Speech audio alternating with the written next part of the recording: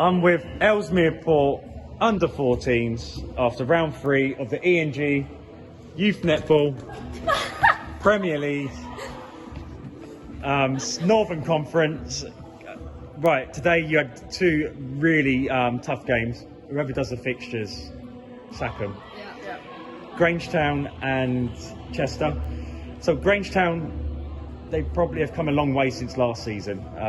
They've got a lot of their defenders back and stuff. So I knew that would be a lot tougher than it was going to be last season. Did you expect it to be as tough as it was? What did they do really well as a team? And do you feel as a team you've taken a step backwards because of that result? 3 questions. Okay. I think in the Grangetown match we didn't play as well as we could. We knew it was going to be a tough match coming into it because of all their results, and we just knew it was tough. Haven't watched them in little bits.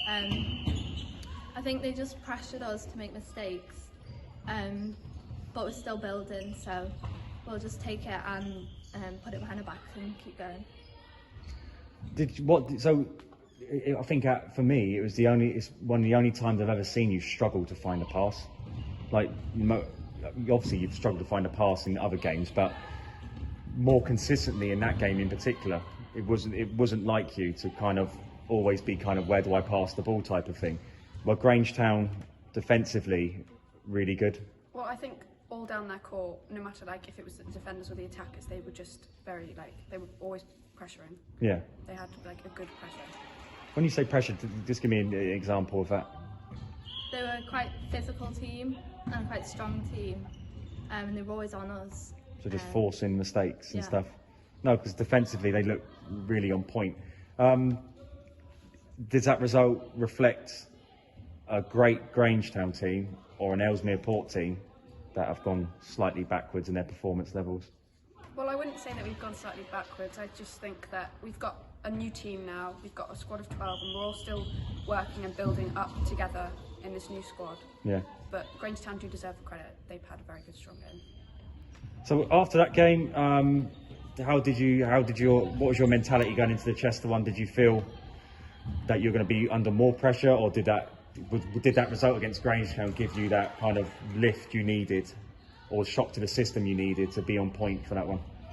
We just put the Grangetown game behind our heads and focused on the next game.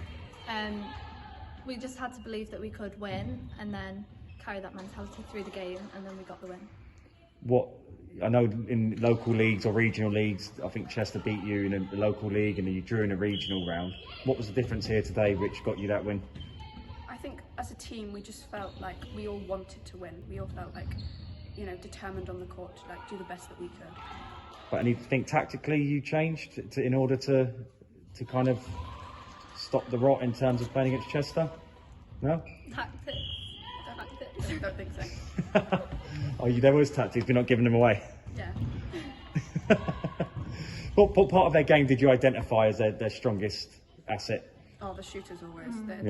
Their circle is just always on point. Yeah. You've got to try and stop it getting to the shooters, because 9 times out of 10 they're going to get it in. So we had to work mid-court hard, and even in attack, if we turned it over, if they turned it over in our attack, then our attack had to work hard to try and get it back up the court. You're 6 games in, 5 wins, 1 defeat. Your next biggest game you're going to play is against Kingsway Power at the final game of the season. Do you feel now reclaiming your title as the champions of this league is disappeared now, especially with Kingsway Power's goal difference, or do you feel in the next set of games you still got enough in you to get the scores you need to drive up your goal difference and then go and beat a team like Kingsway Power? Yeah, I think if we put our mind to it and keep focusing on the next game to try and get the wins up and the goal difference up, then it'll all come back down to that match, and we'll have to just cope with the pressure. And obviously they'll have a bit of pressure on them too, so it'll be a good game, that game.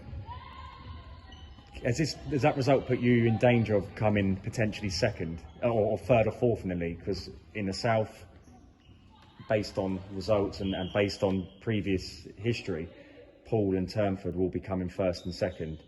or whatever order. Is part of the kind of plan going into the nationals to avoid teams like Turnford and Poole, or do you not particularly care who you play in the opening round of the grand finals? I don't think it really matters. I think if we get to the grand finals, we'll just take every game as it comes. Cool. Well, so prediction, do you still feel you're capable of winning this league, or are you just fighting for the second, third and fourth place? No, you've got to try and win it. That's the whole point of being in the league.